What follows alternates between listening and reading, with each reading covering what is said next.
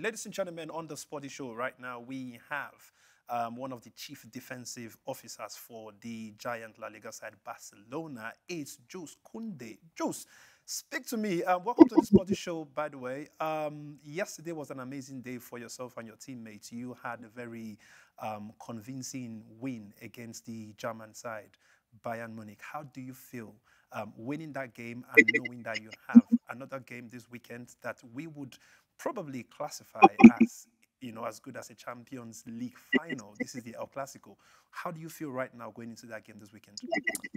Thank you, man. We're feeling great. We're feeling great. Obviously, yesterday was a big win for us. Champions League game against a very tough opponent. I would say it was probably our toughest game since the beginning of the season. It was a big test, and we came victorious, which is important. But also the way we played, we show character also, because we started very well, early goal, and after we struggled a little bit. They scored, and they were a little bit dominated, but we fought, and we came back. We were able to score more goals and to end up victorious. So it adds a lot of confidence to the team coming into the Clasico, which obviously is a very important game, also one of the biggest game, or the biggest game in football. So it has confidence, and we definitely going there to win the game and to bring back 3 points in Barcelona. Now, talking about this confidence, Real Madrid, on the other hand, they played another German machines, obviously Borussia Dortmund. Borussia Dortmund did score their first 2 goals, and at that point, people felt like, wow, what is going on? And all of a sudden, Real Madrid being Real Madrid, they came back and won the game with 5 good goals. Now, you seeing what has happened, do you think that has mounted any kind of pressure on yourself and your teammates? Do you think, okay, this is going to be different? Is there any form of pressure that you feel going into that particular game? Not really. It's more excitement. Obviously, we saw the game. And that's what Madrid does. To be honest, it's not the first time.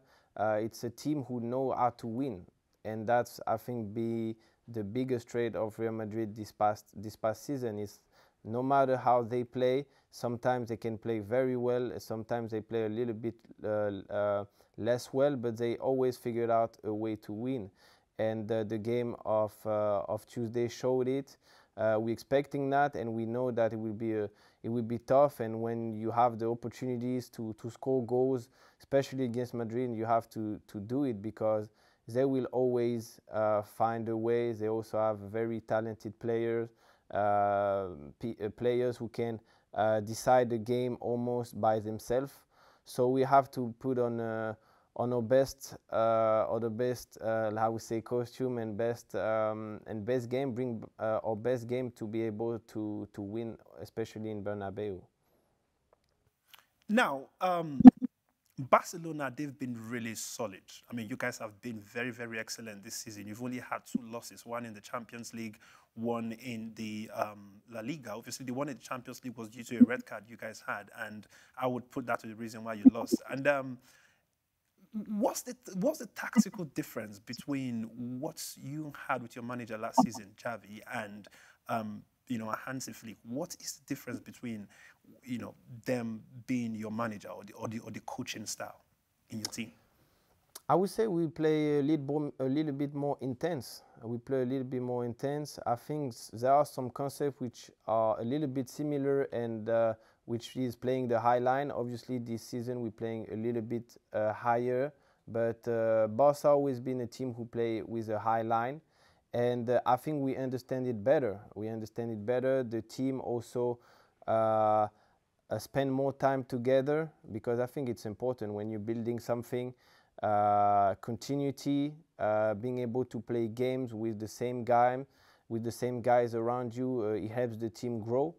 And just also the way we start preseason. I mean, the coach has a philosophy. It doesn't matter who we play, we always going to play the same way, even if we can adapt something. He know what he wants, and I think the team understand it very well. The team also is in very great shape. because to play this type of football you have to be physically on top because it requires a lot of effort. But also the team understands that with this effort comes the rewards, especially from the guys in front who do a great job, a very great job at pressing, because it starts with them, and they understand that if they press well, the team can play higher and we can recover more balls for them to be able to score goals. So it's really a team effort, and right now it's paying off. Now, the person you are going to be facing come this weekend is going to be Vinicius, which is a very big problem for a lot of defenders in the La Liga and even in the Champions League. As a matter of fact, anybody that faces Vinicius, they literally go through a hard time. You are going to be this man this weekend. Do you feel any sort of scared? Do you think you are going to be handling him just the way Jules Koundé would normally do it? No, not scared at all. It's obviously one of the great player, favorite candidate Ballon d'Or, so it's one of the best players, no doubt about it. But yeah, for me it's a challenge. That's also why I play football. I love playing against the best, and Saturday make no exception. Obviously, Vinicius, I would say, is probably the biggest threat, but they also have other players. I mean, it's a team full of talents, people and players who can decide games almost by themselves. So it's going to be a team job, because obviously Vinicius is not the type of player you can stop by yourself, especially during 90 minutes. He's relentless, and there will be some moments where obviously I would need help, and it's normal because at the end of the day it's a team sport. So it's a challenge because I will be in his zone most of the time, but it's also a team effort. So, and in this sense, I'm sure that we will do a great job. All right, well, thank you very much, Jules. I'm just going to give you this very last question just before I let you go. Your dress sense is being very, I would say, amazing. It's broken so many stuffs on the internet. Talk to me, who inspires your dressing? Who do you see that makes you dress the way you dress when you're going to the trainings, or, you know, you're stepping out? Because I want to learn. I want to write some things in my diary, just so I be like you in the future. Thank you very much. I do this by myself. I actually grew up loving dressing, and I have a lot of different influences. It can be football, it can be basketball. Obviously also I'm getting more into high fashion.